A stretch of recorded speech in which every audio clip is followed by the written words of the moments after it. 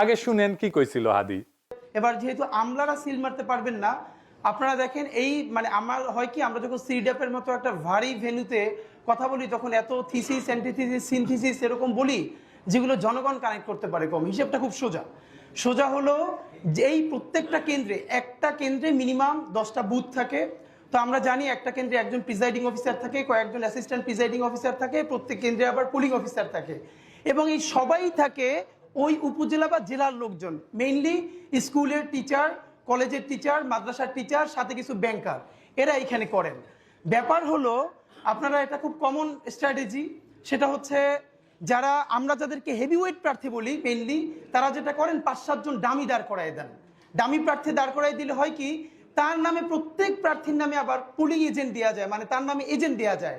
তো ধরেন আমি নিজেও যেহেতু একজন প্রার্থী, তো আমি প্রার্থী হিসেবে আমার কেন্দ্রে প্রত্যেক জায়গায় আমি একজন করে এজেন্ট দিতে পারবো প্রত্যেকটা বুথে।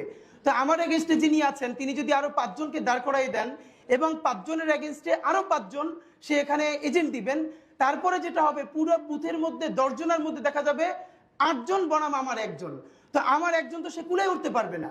এরপর ওইখানে সরকারি যে কর্মকর্তা থাকবে সে তো স্কুল টিচার ভাই, সে তো আসমান থেকে নাজিল হয় না, সে ওখানে আসছে একদিনে চাকরিটা করে হয়তো ওই দিন দায়িত্ব পালন করে 3-4 হাজার টাকা পাবে। এখন যেহেতু সেই ওই স্কুলে আবার চাকরি করা লাগবে, তার কোনো শক্তি নাই ওইখানে যারা দখল করতেছে তাদেরকে বাধা দেয়া, কারণ সে স্কুলেও ফিরতে পারবে না, কলেজেও ফিরতে পারবে না। শুনিছেন, নির্বাচনে সরাসরি বুথ দখল না কইরাও ভিন্ন কৌশলে ফলাফল পাল্টে দেওয়া সম্ভব, খুব সাধারণভাবে বলা।